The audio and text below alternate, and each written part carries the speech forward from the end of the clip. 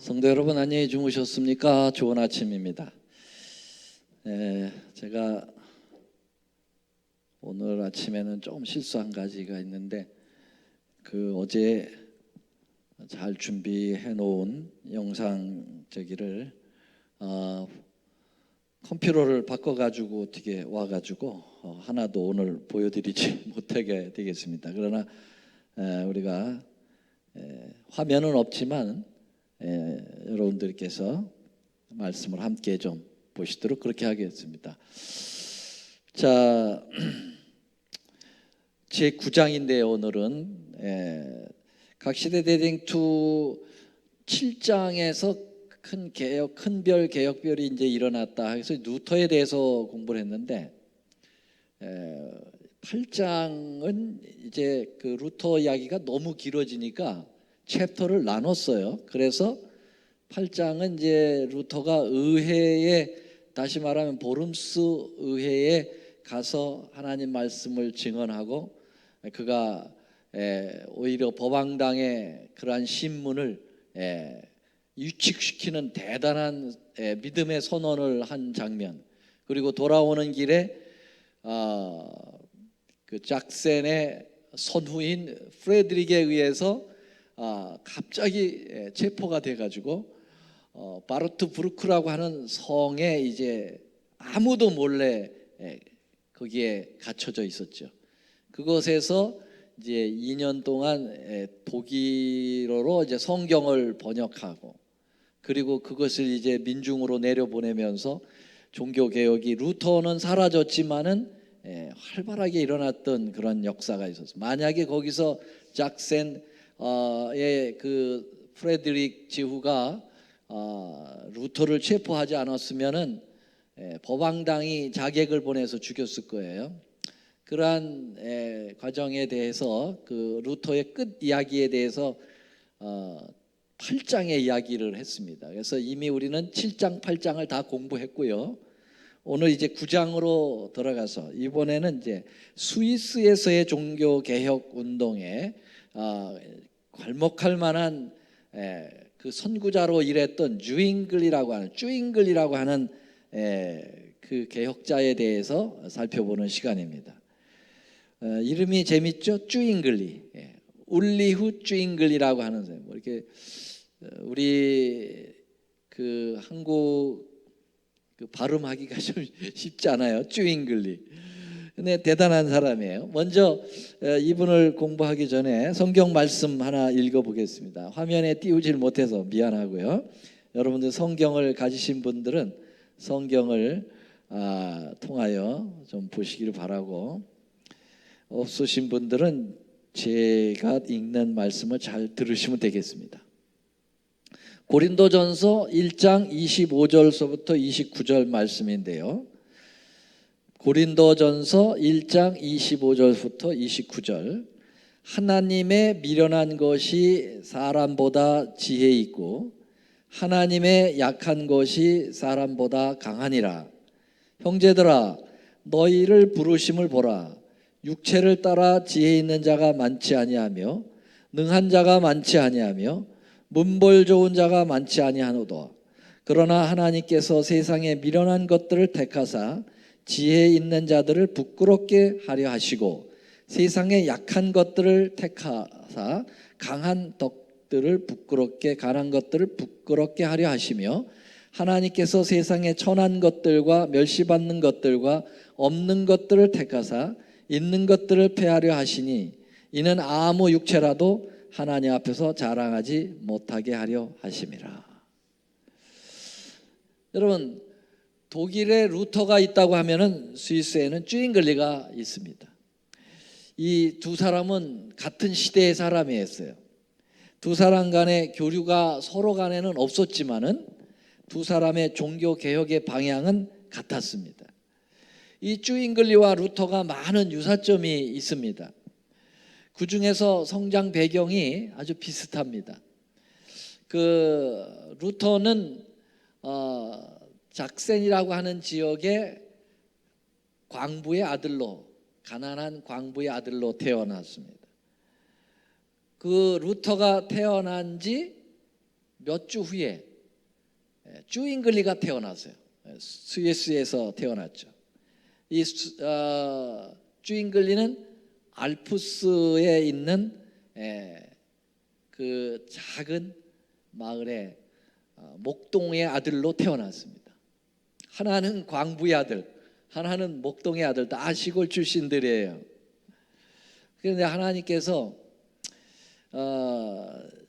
이 위대한 개혁자들을 일으키는데 아예 그냥 문벌 좋은 집, 그런 집에서 사람을 택하는 것이 아니라 저 시골 가난하고 비천한 사람들 중에서 선택을 하십니다. 이게 하나님의 종들을 부르시는 방법 중에 하나입니다. 그래서 아까 오늘 말씀을 읽어드렸듯이 하나님은 비천한 자들을 택해서 없는 자들을 택해서 있는 자들을 부끄럽게 하고, 그러한 하나님의 선택 방법은 꼭 그와 같이 이루어지고 있는데요. 그것은 뭐냐면은 잘난 사람들 선택해가지고 일을 하면은 다 지가 잘한 것처럼 얘기한다는 거예요. 그래가지고 교만하고 나중에는 영광을 다 자기가 가로채가지고 가져가는 거예요. 그래서 하나님께 돌릴 영광을 다 가로채러 가기 때문에 하나님께서 아예 비천한 자들을 선택해가지고 하시는 거죠. 여러분, 예수님께서 12 제자를 선택했을 때 다 어디서 불러왔습니까? 저 불황무식한 어부들을, 정말 공부도 못하고 그런 어부들을 불러다가 일을 시켰거든요. 베드로, 석건, 요한, 야고보 다 어부 출신들이에요. 공부 제대로 못했습니다. 근데 그 사람들 불러다가 크게 쓰시잖아요. 그런 것처럼 루터 같이 또 쭈잉글리 같이 이런 사람들을 불러서 크게 쓰시는데요. 여기 각시대 대쟁투 171쪽에 이 부분에 대해서 이렇게 말씀하셨습니다. 큰 공적을 성취하기 위하여 비천한 인재를 쓰시는 것이 하나님의 계획이다. 그러므로 영광은 사람들에게 돌릴 것이 아니고 그들을 통하여 당신의 기쁘신 뜻을 행하시는 하나님께 마땅히 돌려질 것이었다. 아멘입니까? 이 쭈잉글리가 알프스의 장엄한 천연계에서 자랐거든요. 알프스 산에 갔다 오신 분. 저는 유럽을 성지를 마친 다음에 유럽을 배낭여행으로 다녀온 적이 있어요. 갔다 오길 잘했다 생각이 돼요. 왜냐하면 이런 말씀을 읽을 때 그것이 이제 도움이 되더라고요. 제가 어제 컴퓨터로 준비한 걸 보면은 이 알프스의, 스위스 알프스의 그 멋있는 그 자연의 모습을 쫙 보여드려야 되는 건데 다음 주에 보여드리도록 하죠. 한번 복습을 해야 되니까. 근데 굉장히 아름다워요. 정말 이렇게 아름다운 곳이 있나. 이 뒤에는 하얀 눈 덮인 산들이 있고요. 그리고 산 기슭서부터 이렇게 파란 들이 있어요. 그게 서로 대조가 되면서 그렇게 아름다울 수가 없어요. 쭈잉글리가 바로 그런 곳에서 살았어요. 그래서 여기 대쟁투에는 뭐라고 얘기하냐면은 쭈잉글리가 그 아름다운 장엄한 천연계를 보면서 자랐기 때문에 그 하나님의 창조의 권능을 아주 어려서부터 체험하고 자랐다, 그렇게 이야기하고 있어요. 우리 예수님도 그 갈릴리 언덕을 뛰어다니시면서 유년 시절을 보냈기 때문에 당신이 만드신 그 자연 속에서 그 어린 시절의 감성이 풍부한 가운데 그의 인성을 쌓아 나갔다, 그렇게 우리는 알고 있지요. 그래서 쭈잉글리의 그 자란 배경서부터 이미 하나님하고 자연으로 친숙해졌다. 우리는 하나님의 계시의 말씀도 있지만은 또 뭐가 있어요? 그 천연계가 하나님의 또 말씀이에요. 우리 로마서 1장 19, 20절에 보면은 하나님께서 천연계에 다 당신의 모습을 담아 놓으셨다고 그랬어요. 그래서 우리가 핑계하지 못할 거다, 그렇게 말씀하셨어요. 이 뾰족뾰족 돋아나는 풀잎사기마다, 방긋방긋 피어나는 꽃봉오리마다, 거기에 하나님의 미소가 들어있고 하나님의 그 아름다움이 들어있어요.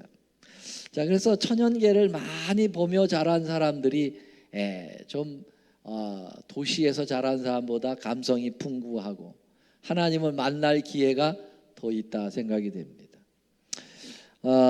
이 쭈잉글리는 어려서부터 그 할머니의 많은 영향을 받았다 그랬어요. 할머님이 아주 신앙이 좋으신 분이었나 봐요. 그래가지고 이 쭈잉글리를 앉혀놓고 그 이야기를 들려주는데, 그때는 뭐 성경을 제대로 없었고요. 그냥 구전으로 들었던 할머니의 이야기를 듣는 거예요. 근데 할머니 얘기 가운데 어떤 얘기였냐면은 예수님 탄생 이야기는 잘 알잖아요.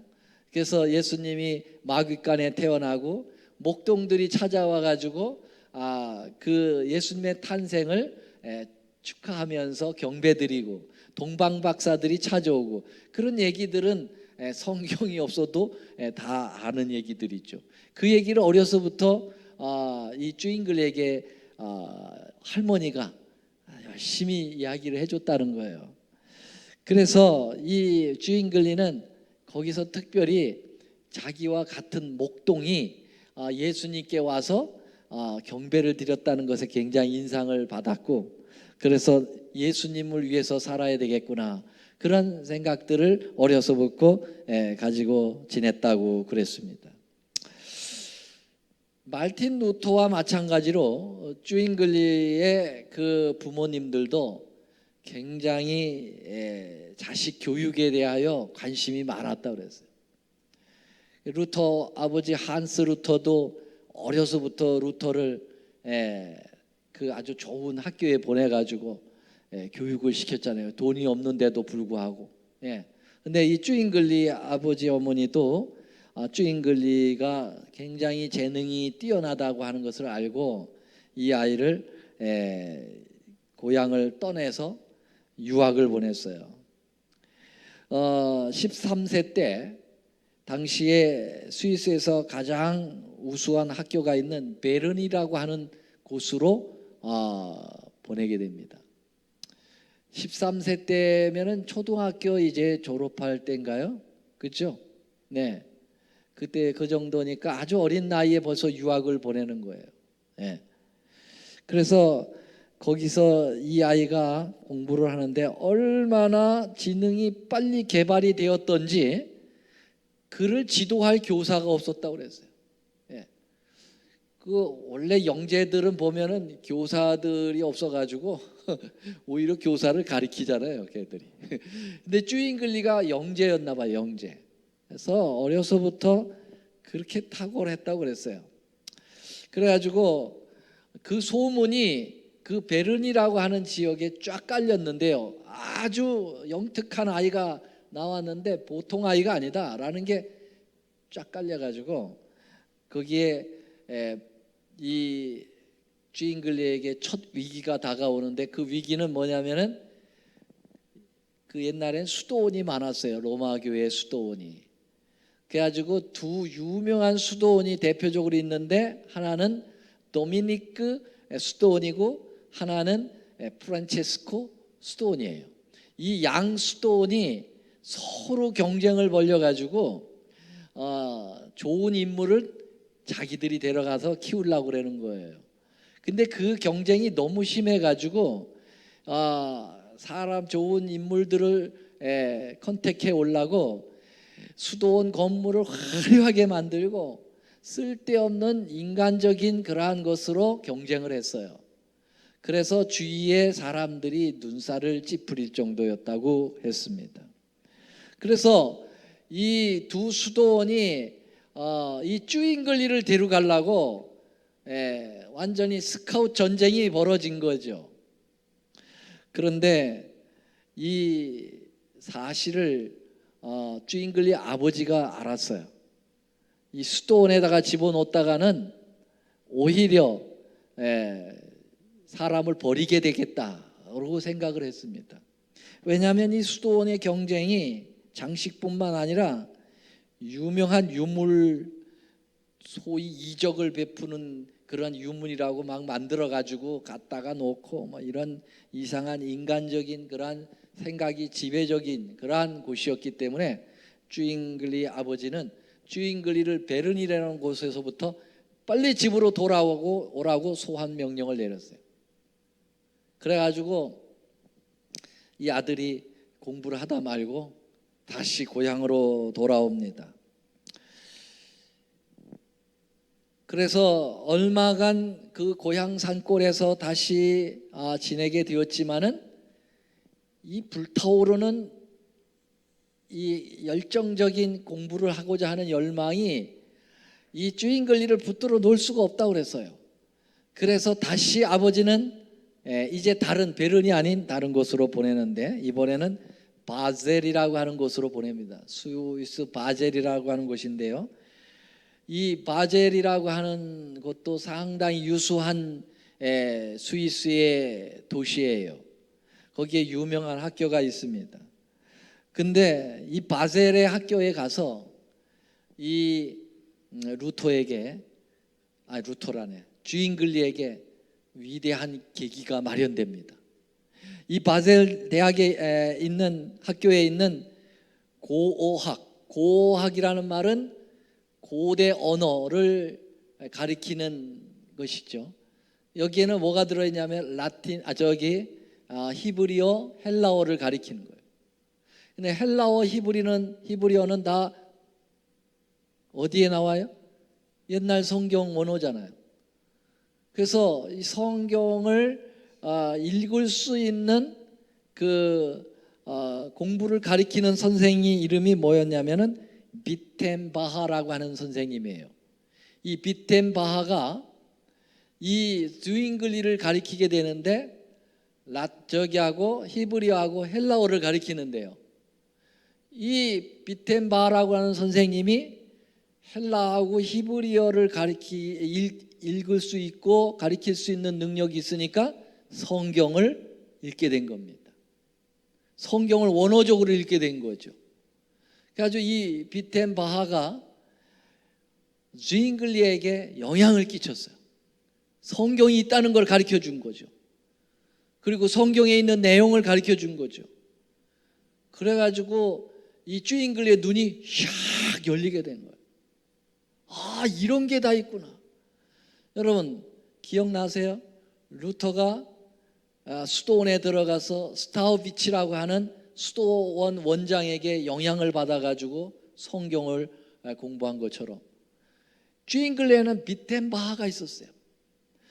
그래가지고 이 쥐잉글리가 이 젊은 시절부터 성경을 알기 시작하니까 얼마나 그의 성품이 신앙적으로 달라지게 되고, 그리고 이제는 세상적인 공부보다는 하나님의 공부를 하면서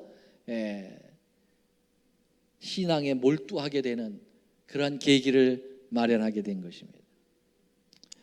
자, 그 이후 그는 신부의 서품을 받고 그의 온 마음을 다하여 성경 진리를 탐구하는 데 전념하게 되었습니다.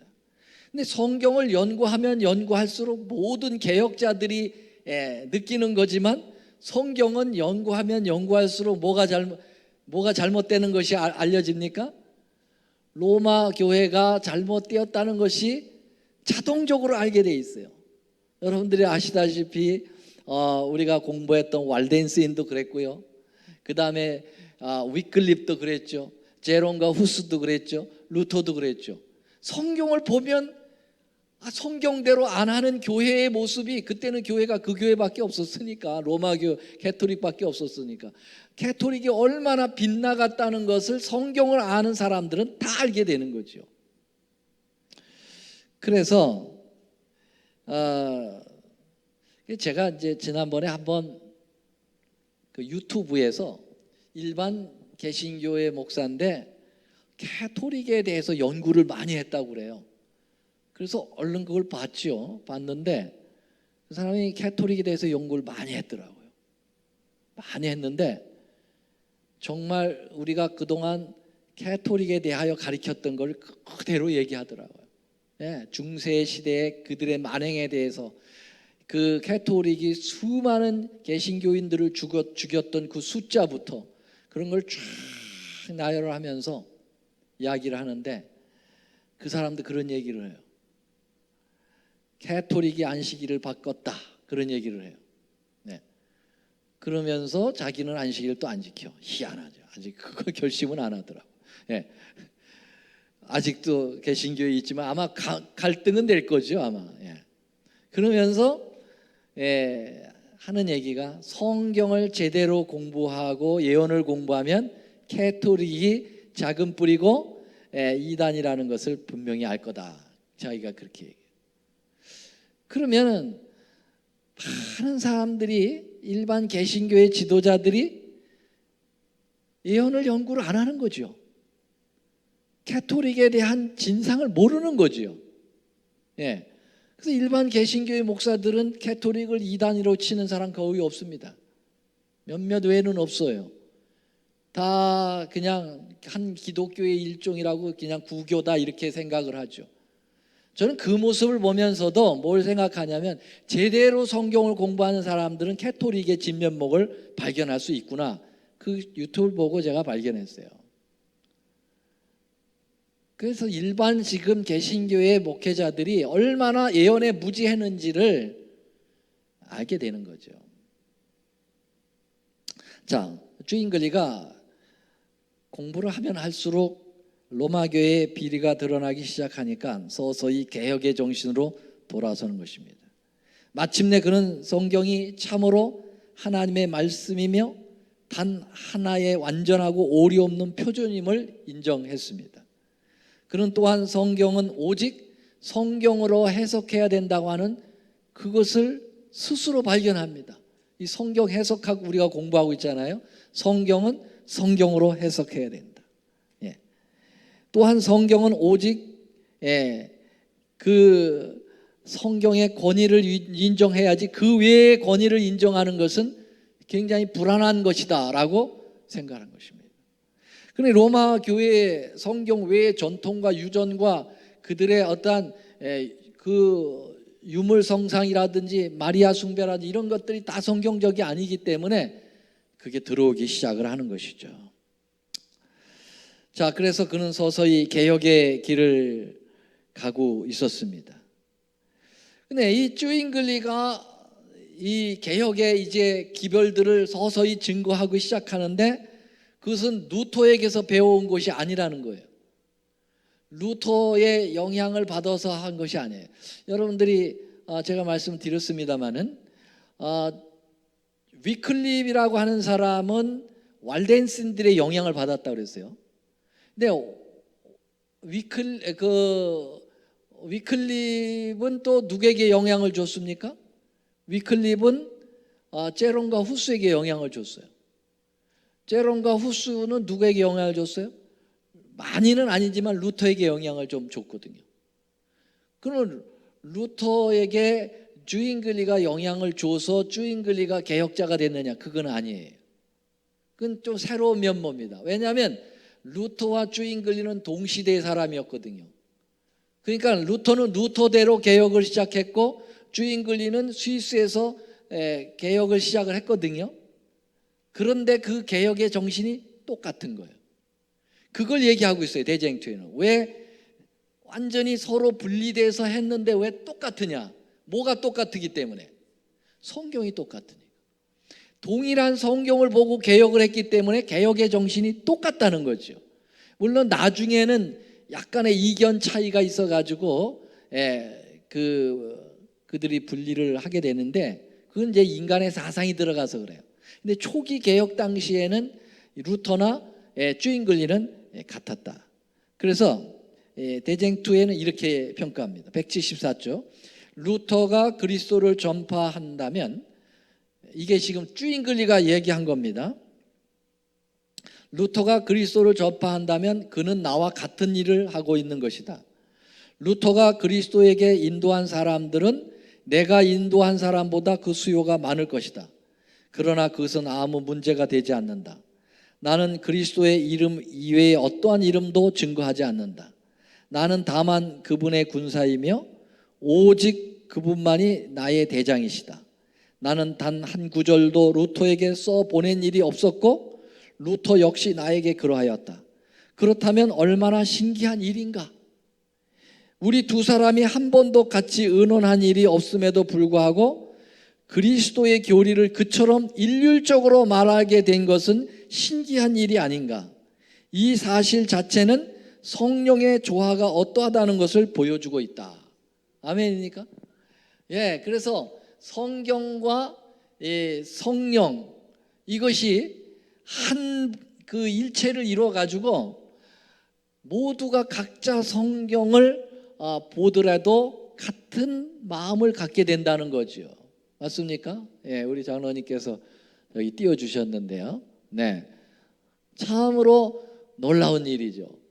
그래서 여러분, 성경이 얼마나 오래된 책이에요? 1600년간 쓰여졌잖아요. 그렇죠? 1600년간 35에서 40명이 각자 다른 역사와 다른 여기에 의해서 역사적 배경, 문화적 배경, 자기의 시식 배경이 다 다른 가운데서 썼지만 일맥상통하잖아요.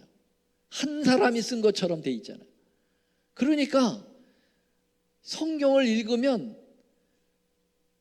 독일에서 읽든지 스위스에서 연구하든지 한국에서 하든지 미국에서 하든지 어떤 문화적 배경에서 연구한다 할지라도 사상이 일치가 되는 거죠. 아멘입니까? 놀라운 일이죠. 제7회 안식 예수 재림교회가 2천만 명이 전 세계 거의 208개국에 흩어져서 살고 있어요. 그런데도 한 예언의 신, 한 성경, 한 예언의 신을 읽으니까 우리의 행동 양식이 똑같아지는 거죠. 그래서 여러분 세계 여행을 가보면요, 어쩌면 그렇게 똑같아. 예, 어쩌면 우리 교회는 어디 가든지 똑같아요. 예배 드리는 분위기도 똑같고, 정말 한 가족 같아요. 그래서 우리가 어디 세계 여행을 가도 우리 교회 그 마크 있잖아요. 우리 로고 있죠. 특별히 우리 SDA 로고. 그게 아프리카에도 다 있어요. 가보면 아프리카에 우리 교회 정말 많더라고요. 들어가면은 그냥 가족이야. 우리 미국에서 온 저기라고 딱 얘기하면은 어서 오라고 그래가지고 그 없는 거 음식을 대접하고, 우리 가다가 이제 제가 콩고 가다가 이제 우간다 엔테베 공항에서 내려가지고 콩고까지 육로로 가야 되거든요. 가다 보면 한 하루 반은 걸려서 가야 돼.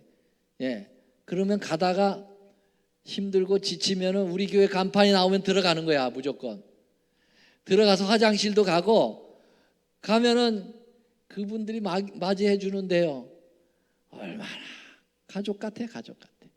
어디 가나 한 가족이. 왜?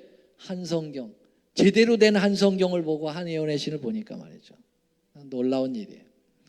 자, 이제 오늘 시간이 다 돼서 이제 마무리를 짓겠습니다. 오늘 또 자료 화면이 좀 없어가지고 더 하고 싶어도 다음에 좀 보여드리기로 하고요. 그래서 오늘 이 주인글리에 그 탄생서부터 시작해가지고 초기 유년 시절, 그리고 이제 초기 공부하고 성경을 만난 그런 이야기까지 말씀을 드렸습니다. 재미있죠? 네, 이 각시대 대중 정말 재밌어요. 그 개혁자들마다 이 인물마다 하나님께서 역사하는 힘이 다 다르고요. 저기가 감동이 굉장히 커요. 그래서 오늘은 여기까지 말씀을 드리고, 우리가 주잉글리처럼 정말 말씀을 보면 좀 우리가 그렇게 눈이 뜨이는, 진정한 눈이 뜨이는 그러한 삶을 우리도 살았으면 좋겠다, 그렇게 생각하면서 우리 오늘 여기까지 말씀을 마치도록 하겠습니다. 감사합니다. 사랑의 우리 하나님 아버지, 오늘 또 한 주가 시작되는 이 첫 시간에 하나님의 거룩한 말씀과 증언의 말씀으로 저희들의 마음에 감동과 은혜를 주셔서 감사합니다. 많은 개혁자들이 말씀을 보고 그들의 삶을 바꾸며 그 삶의 빛으로 많은 사람들을 성경으로 돌아오게 하고 예수님께 돌아오도록 하는 그러한 역사들을 공부하면서 아버지여, 아직 미완성인 종교개혁의 이 시점에 우리가 하나의 한 또 개혁자가 되어서 말씀에 심취하고 말씀에서 받는 은혜를 우리의 삶의 빛으로 나타낼 수 있도록 도와주시옵소서. 한 주가 시작되고 있습니다. 또 이 한 주도 우리가 말씀으로 승리하기 위하여 첫 번서부터 말씀을 붙들어 싸우니 이번 한 주가 다 마쳐지기까지 말씀이 우리의 삶 속에 있도록 도와주시옵소서. 예수님의 이름으로 간절히 기도드립니다. 아멘.